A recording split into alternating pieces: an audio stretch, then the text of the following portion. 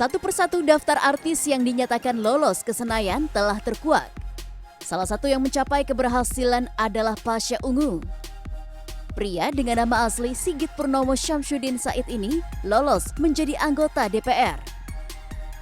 Pasha mencalonkan diri menjadi anggota DPR untuk Dapil 3 Jakarta. Lalu, apa saja yang akan dilakukan mantan wakil wali kota Palu ini saat melenggang ke Senayan? Segala yang ada dalam hidupku, ku sadari semua milikmu. Ku hanya hambamu yang berlumur dosa.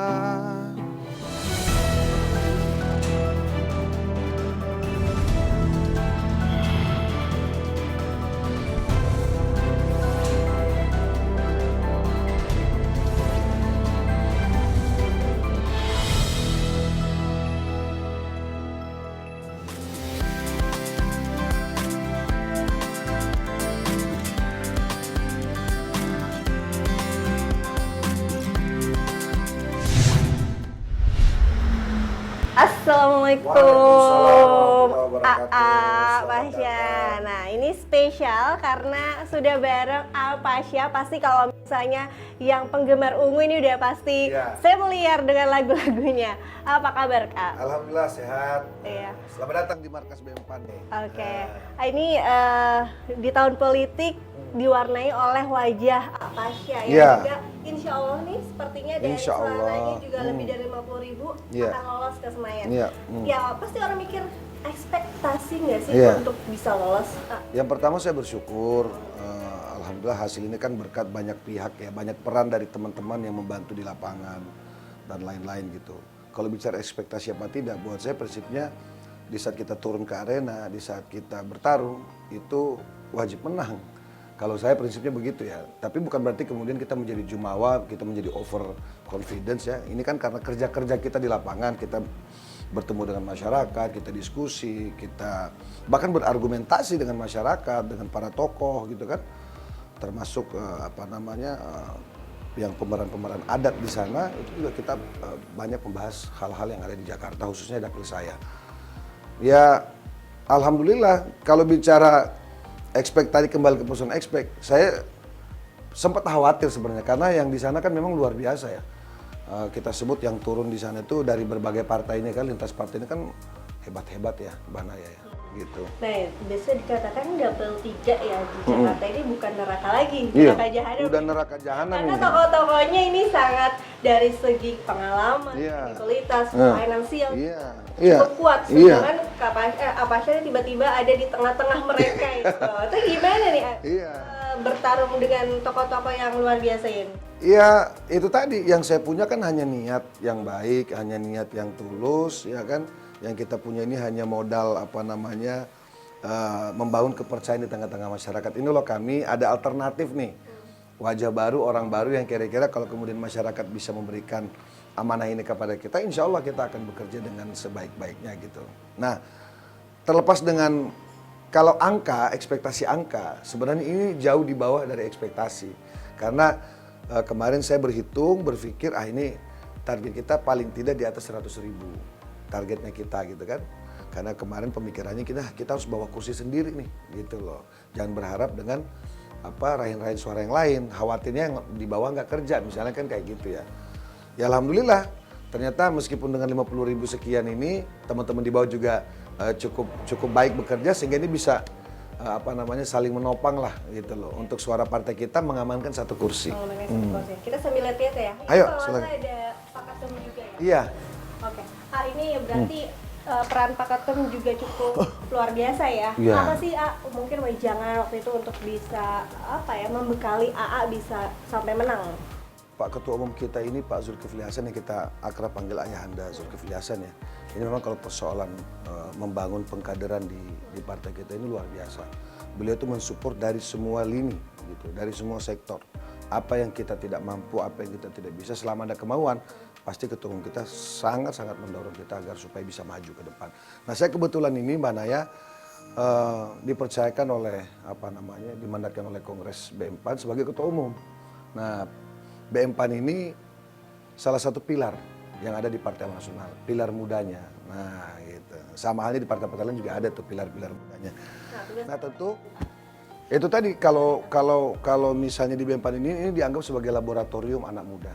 Jadi pengkaderan kita tuh melalui BM-PAN.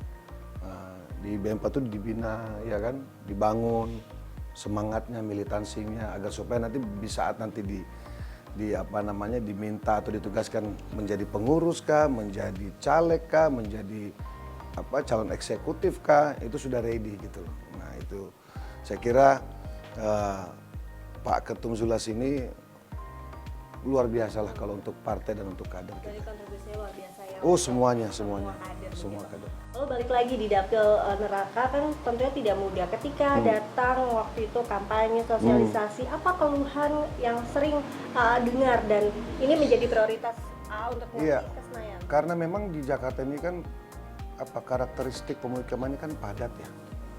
Jadi masih dengan persoalan-persoalan yang template ya. Ada yang persoalan banjir lah. Sempat ada yang menurut saya agak beda. Mereka minta agar supaya outsourcing ditiadakan. Mungkin karena dengan adanya outsourcing kebijakan itu sehingga banyak mungkin anak-anak mereka yang merasa sulit untuk mencari lapangan pekerjaan. Untuk masuk ke outsource juga mungkin banyak kualifikasi, banyak klasifikasi yang kemudian mungkin mereka berpikir ini malah menyulitkan kita gitu loh. Gitu.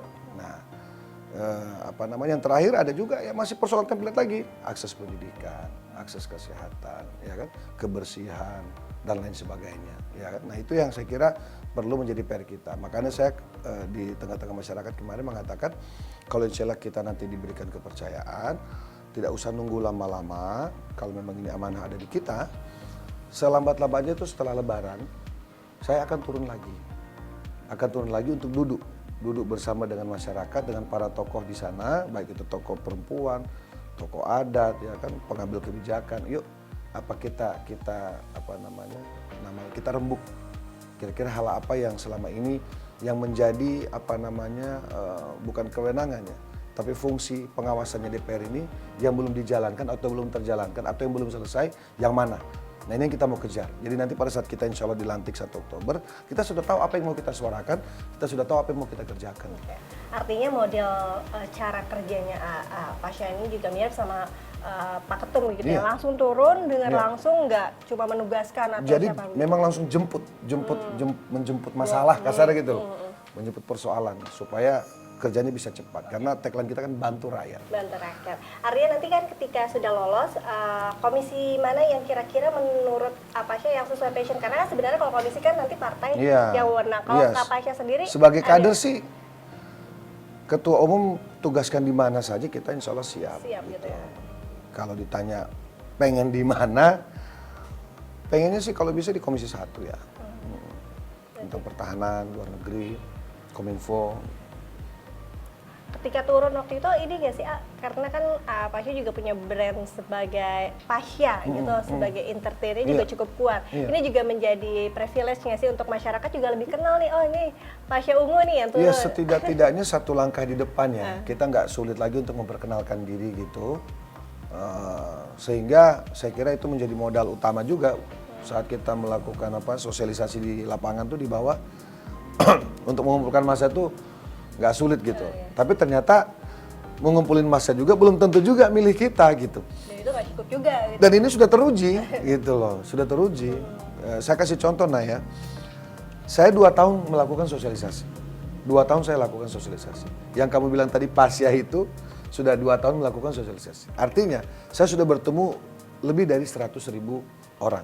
Saya sudah menjabat tangan lebih dari 100.000 warga masyarakat yang ada di Dapil 3 nih, Jakarta Barat, Jakarta Utara, termasuk Pulau Seribu gitu. Nah, tentu ekspektasi saya, wah ini siapapun yang sudah bersalaman, insya Allah nih, udah sama kita nih. Makanya target saya, wah yang sudah jabat salam aja udah 100.000 orang nih. Sementara kan yang belum sempat ketemu, yang belum sempat jabat salam, mungkin saja, ya itu tadi Naya bilang kan, mungkin saja kenal kita, tahu kita, bahkan mungkin mengidolakan kita tanpa harus jabat tangan, pasti nyoblos juga kan, gitu loh. Wah ini berarti 150.000. Lebih lah. 150.000. Marginnya, ini hitung-hitungan ini lah, matematika sederhana ya. Wah berarti ya mestinya sih gak kurang dari 100.000 ya. Harapan kita kemarin begitu nih kalau bicara ekspektasi. Tapi ternyata 50.000. Saya juga sempat khawatir, jangan-jangan gak lolos. gitu kan. Tapi ternyata alhamdulillah berdasarkan perhitungan ini, oke. Alhamdulillah kita ada di kursi ke-6 gitu. Oke, kita lanjut sambil ngobrol yang lain ya. Ya, Ini kita lihat-lihat lagi. Ya. Pak Zulhas itu benar-benar apa ya, kita juga kadang-kadang malu ya sebagai anak muda ya, dampingin beliau itu malah beliau itu yang jauh lebih banyak bergerak, jauh lebih banyak bekerja, meskipun memang kita juga bekerja di wilayah kita masing-masing ya, gitu, sesuai dengan arahan dan perintah beliau pasti gitu.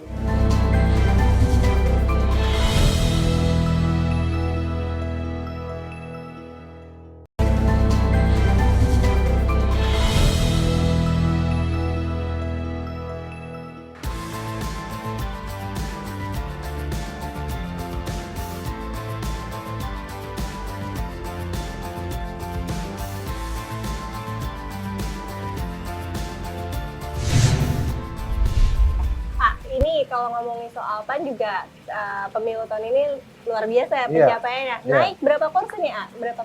Ini kalau saya nggak keliru ya, kurang lebih naik 6 kursi ya. 6 kursi. Dari 44 kita kurang lebih ke 50.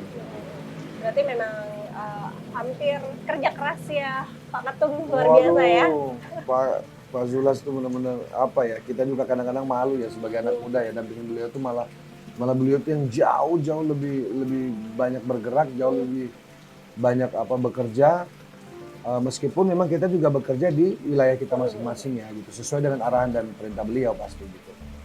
Nah sehingga inilah hasilnya kemudian, tapi sebenarnya masih agak jauh dari target, karena target PAN kemarin itu mestinya 60, gitu, 60. Tapi ya nggak apa-apa, alhamdulillah, saya kira inilah bukti dari keseriusan Ketum Zulhas ya untuk membesarkan partai, dan kita sebagai pensupport beliau, pensupport PAN ya juga harus kerja keras. Gitu. Ini berarti hasil kerja kerasnya begitu ya, Ayah. Tadi kan juga sebagai salah satu bisa dikatakan concern terhadap kader-kader muda. Nah, bagaimana bisa meyakinkan kader-kader muda ini, di mana kan masyarakat kadang calegnya atau pejabatnya masih muda, kurang pengalaman segala macam. Nah, itu gimana untuk bisa saya juga bingung meyakinkan? Ya, kalau di usia kita hari ini atau di usia adik-adik saya dibilang masih muda, kurang meyakinkan. Di zaman dulu banyak kok ya pemimpin-pemimpin yang kemudian usianya 20-an gitu ya, sudah dipercayakan menjadi seorang pemimpin. Kalau kita masuk pada kolom-kolom usia-usia tertentu ya, untuk membangun bangsa ini dari bawah misalnya, justru kita butuh tuh kepala desa ya usianya 20 tahunan ya, 25 barangkali misalnya, sehingga persoalan-persoalan desa, kerja-kerja masyarakat desa untuk membangun desa itu bisa muncul dari pikiran-pikiran segar anak-anak muda. Tapi tentu anak mudanya harus kompeten ya, yang punya kemauan, gitu, yang punya keinginan untuk membesarkan desa, memajukan desa. Harus yang paham dan dibantu dengan orang-orang yang sama gitu loh, orang-orang yang paham, orang yang punya kemauan, orang-orang yang pengen membesarkan desa dan seterusnya. Nah, di level gubernur itu mestinya paling tidak tuh 50 tahun lah. Karena menurut saya ini pandangan kita aja ya. Bayangkan aja kalau kemudian kita ini menjadi gubernur, sebutlah di usia 65-70 tahun, itu gimana? Maksudnya secara produktivitas itu gimana gitu ya? Itu di 60-70 itu sudah paling top, itu minimal menteri. Karena sudah bicara kebijakan ya, maksudnya levelnya naik lagi. Levelnya udah berbeda gitu. Tidak perlu banyak kerja fisik ya.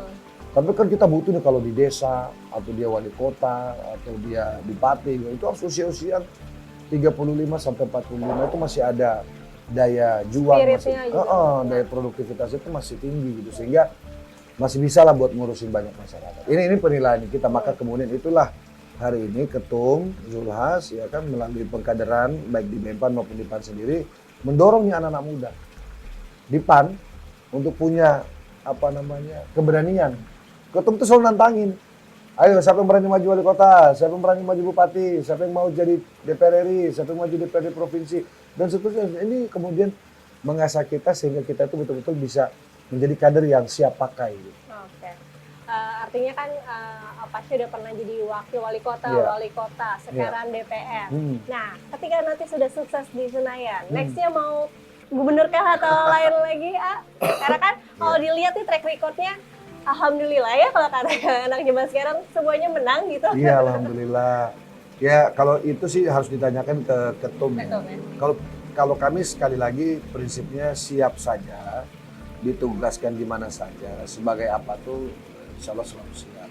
Sebenarnya Naya perlu tahu atau perlu saya ingatkan, sebelum DPRD kan sebenarnya kita mestinya maju wakil gubernur kemarin. Betul, ya. Cuma karena 2019 ada ya. jumlah kursi yang belum mencukupi sehingga kita tidak jadi maju. Jadi bukan tidak jadi bertarung ya, belum rezekinya untuk maju gitu. Sehingga ini Nah kalau kemudian nanti akan datang setelah 5 tahun ini berjalan, ketum misalnya menugaskan kita, perintahkan kita, udah pasnya misalnya maju lagi di Gubernur Sulteng misalnya di tempat kampung saya misalnya gitu kan, atau nanti misalnya maju di DKI di Jabar itu ya terus tergantung ketua umum. Oke. Oh gimana ini dukungan dari keluarga sendiri melihat Apasya kan berarti kembali lagi bertarung di dunia politik khususnya istri, support seperti apa? Apakah takut karena pasti waktunya akan lebih banyak harus dimanage begitu kan antara keluarga udah juga pekerjaan. Kalau support gak istri, keluarga gak istri nggak sampai di sini. Justru karena ini keluarga support, orang tua support, semuanya support, khususnya istri, ya kita bisa nyampe di sini gitu. Bisa nyampe di titik kemenangan berikutnya gitu kan. Supportnya kan memang tidak harus yang kemudian lewat kata-kata, misalnya lewat pendampingan, nggak perlu. Yang penting didoain, ya kan, yakinkan kita bahwa insya Allah kita bisa melalui proses ini, alhamdulillah. Dan istri kan juga sebenarnya kemarin ikut juga, caleg juga gitu, mensupport kita di lapangan. Gitu. Ya alhamdulillah ya. Oke, berarti anak-anak, istri, keluarga itu support system utama support. ya kan? Nah kalau ditanya bagi waktu, sebenarnya nggak ada yang perlu dibagi. Biasa-biasa saja gitu ya. Kita melaksanakan tugas fungsi kita nanti, insya Allah setelah dilantik nih, sebagai anggota DPR masa kerja itu ya hobi saya bermusik juga insya Allah bisa sambil berjalan. Sebagai bapak di keluarga juga saya bisa berjalan gitu kan. Sebagai anak dari orang tua saya juga kita juga bisa sambil berjalan. Usaha yang sedang saya jalankan juga yang sedang saya kerjakan juga insya Allah bisa berjalan. Saya kira enggak terlalu kaku lah ya saya kira ya. Fleksibel lah ya. Gitu. Semuanya bisa lah paralel. Healingnya gimana nih? Kan sibuk nih juga kan segala macam. Nah pengen tahu kalau misalnya membalikan mood boosternya di tengah pasti kan kerjaan juga pasti full, terus fokus juga ke keluarga juga. Nah healingnya AA sama keluarga, sama istri, sama anak apa sih? Selain liburan ya? Selain liburan ya saya hobi ya, saya kan hobi motor gede. Terus saya itu suka dagang sebenarnya. Saya itu pedagang sebenarnya. Makanya saya lagi bangun toko lah kasarnya gitu. Lagi bangun tempat untuk saya bisa dagang gitu. Saya itu bisa otomotif ya. Saya kalau bicara dagang, bicara motor itu saya betah gitu, betah. Jadi itu yang sedang saya persiapkan. Jadi kalau nanti insya Allah misalnya lagi padat, lagi stres, lagi apa, ya saya larinya ke situ lagi. Berarti larinya ke dagang, berarti healingnya itu sangat produktif. Bisa dicontoh dengan yang lainnya, hobinya menghasilkan cuan. Iya, artinya termasuk itu ya, hal-hal yang beririsan dengan itulah. Diskusi tentang bagaimana supaya dagangan ini laku ya, ini kita bagus jualan apa ya gitu. Berarti daerah dagangnya cukup luas ternyata banyak. Karena mungkin karena saya orang selatan ya. Oke, berarti kita tatung nyanyinya nih dan bagaimana Apasya sebagai seorang penyanyi apakah masih seperti Apasya dahulu ya? Kita nanti tantang ya nyanyi bareng ya di sebelah sana ya.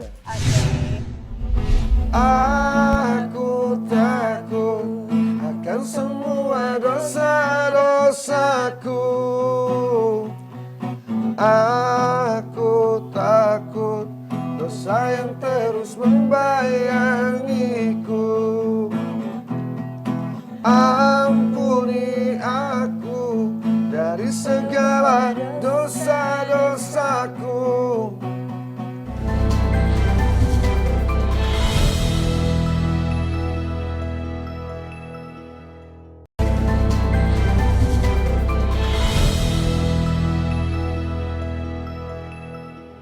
Allahu Akbar, Allah Maha Besar, ku memujamu di setiap waktu.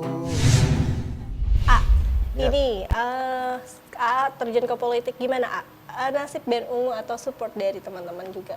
Ya sejauh ini teman-teman mensupport, mendukung, mendoakan supaya bisa menang gitu ya, bisa jadi. Dan alhamdulillah doa-doanya terkabul gitu kan. Kalau pertanyaannya bagaimana dengan Ungu ke depan, selama ini kan Ungu sudah teruji juga ya. Di saat saya jadi di wali kota dulu kan teman-teman juga menunggu juga 5 tahun gitu. Betul. Saya pernah ngomong sih ke teman-teman, diganti juga nggak apa-apa, entah sifatnya sementara atau gimana terserah gitu. Tapi memang teman-teman juga alhamdulillah udah nggak apa-apa kita tunggu.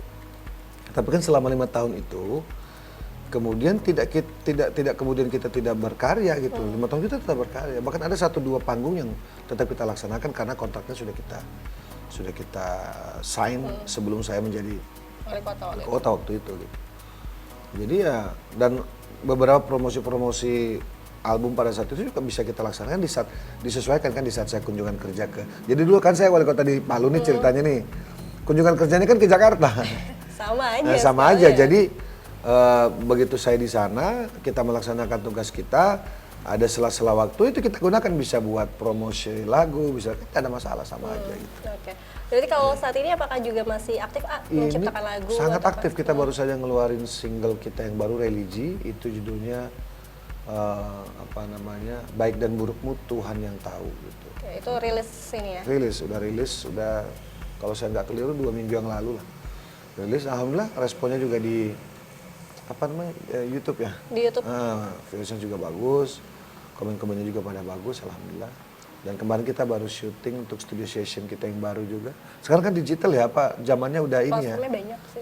Jadi ya udah itu yang kita isi, biar maksimal gitu. Oke, jadi walaupun mau jadi politikus, artis karena juga hobi dan panggilan jiwa juga ya, nggak bisa terpisahkan begitu ya. Iya. Jadi nggak masalah ya. Nggak masalah. Nggak ada pilihan kalau ditanya Kan artis dua-duanya atau hal yang politikus. baik. Dua-duanya Dua-duanya hal yang baik. Jadi kenapa selalu ada pertanyaan, kenapa berpolitik nggak fokus loh? Kalau dua-duanya bisa dijalankan dengan baik, dua-duanya hal yang baik, positif, kenapa tidak gitu? Secara paralel kita jalanin Dua-duanya bersama-sama. fokus begitu Iya. ya. Oh, ini kita sudah masuk Lebaran nanti ya. Biasanya kebiasaannya apa nih sama keluarga? Ya kumpul keluarga, otomatis kumpul keluarga ya. Ya biasalah muter kan ke ketum pasti itu kan, habis orang tua keluarga semua kita ke ketum, ke kolega, teman-teman sejawat gitu kan, justru teman-teman Ungu kita malah nggak pernah muter dari dulu, masing-masing karena punya ini ya, keluarga sendiri, punya urusan masing-masing lah. Udah, saya kira itu sih. Kalau makanan yang bisa kan kumpul keluarga, makanan yang paling ditunggu-tunggu dan favorit. Saya wajib memang harus opor. Iya. Terus daging apa namanya? Daging kentang ya, daging kentang. Sama goreng hati gitu. Kayak gitu, itu wajib tuh. Itu wajib. Apa burasa ya? Burasa. Oh, tetap ya rasa Sulawesi iya, ada. Burasa. Saya kalau disuruh milih burasa sama ketupat, saya burasa. Burasa berarti Sulawesi asli nih. Burasa. Jadi saya makan opor juga pakai burasa. Lebih ini ya, lebih tapi biasanya lontong juga apa namanya? Ketupat pasti kita siapin juga gitu. Orang tua dari Sulawesi juga semua ke sini? Iya, kita ngumpul selalu sini. Karena kan kita 10 bersaudara, 7 udah di Jakarta. 2 di Surabaya, 1 di Palu. Oke, berarti tinggal nyusul ke sini semuanya. Iya. Berarti momen paling ditunggu ya, Ayah? Ditunggu-tunggu banget karena memang ya momentum ya kurang kumpul keluarga ya. Masing-masing sibuk, orang tua juga. Orang tua saya tuh meskipun 75 tahun tapi masih sibuk banget. Papi itu, Opa Berbi. Ya, supportnya luar biasa ya. Iya, dan supportnya juga luar biasa. Lalu pesan nih untuk keluarga, untuk masyarakat khususnya nih ketika Idul Fitri dari Pasha apa di Lebaran ini? Ya, yang pertama mari kita sambut Lebaran ini dengan penuh kegembiraan ya kan. Kita jadikannya sebagai momentum untuk bersilaturahmi bersama keluarga yang masih punya orang tua, temui orang tua kita ya kan, yang sudah jadi orang tua ya kan, sayangin anak-anak, maafin semua, ini momentum kita saling membuka pintu maaf lah gitu kan. Ya udahlah, saya kira ini jadi lembarannya bagi semua orang lah saya kira. Jadi ajang kebersamaan seluruh masyarakat seluruh lah ya. Masyarakat lah dimanapun berada gitu. Karena Lebaran juga tidak hanya dirayakan oleh umat Muslim. Betul. Ya kan? Semua masyarakat turut merayakan gitu loh bersama-sama kegembiraan itu hadir gitu di hari itu. Insyaallah mudah-mudahan. Dan mungkin buat anak-anak, istri, ayah, ibu yang selalu menjadi support system tadi iya, utama terima apa kasih ini? buat orang tuaku, mertua, istri, anak-anak, adik, kakak, kawan-kawan semua. Terima kasih atas doanya. Alhamdulillah hari ini kita merayakan Lebaran, insya Allah ya. dengan apa namanya kita sebut status baru sebagai anggota DPR RI terpilih. Wah, ini berkat doa semuanya tentu. Terima kasih. Kan ada yang berpuasa untuk kita ya, dipuasain, ada yang berdoa, ada yang sholat malam segala macam. Semua terima kasih banyak. Mudah-mudahan seluruh doa yang terpanjatkan ini bisa menjadi penguat kita, bekal kita nanti untuk melaksanakan tugas kita di DPR akan datang, insya Allah. Dan nanti 1 Oktober setelah selesai dilantik kita ketemu lagi di DPR begitu ya? Insya Allah. Insya Allah. Oke, ngomongin Lebaran udah, berarti kebersamaan dan juga rasa syukur nanti ya, Ayah, ini momen pas ya bersama-sama. Kemudian rasa syukur juga ya untuk semua nikmat sampai saat ini udah di titik ini begitu ya, Ayah. Nah, berarti boleh nih, mumpung ada Apasya diajarin nyanyi supaya bisa. Boleh. Aduh, tapi suaranya gimana nih, aduh. Ini standar juga hilang satu, nggak apa-apa ya? Nggak apa-apa. Kalau bagi Apasya mau hilang satu mah nggak apa-apa. Lagu apa nih, A? Coba ya. Andai ku tahu ya? Andai ku tahu. Aduh, coba ya. Andai ku tahu kapan tiba ajalku, ku akan memohon Tuhan tolong panjangkan umurku. Andai ku tahu kapan tiba masaku, kapan tiba masaku, beranya akan memohon Tuhan jangan kau ambil nyawaku. Aku takut akan semua dosa-dosaku. Aku takut dosa yang terus membayangiku. Ampuni aku dari segala dosa-dosaku.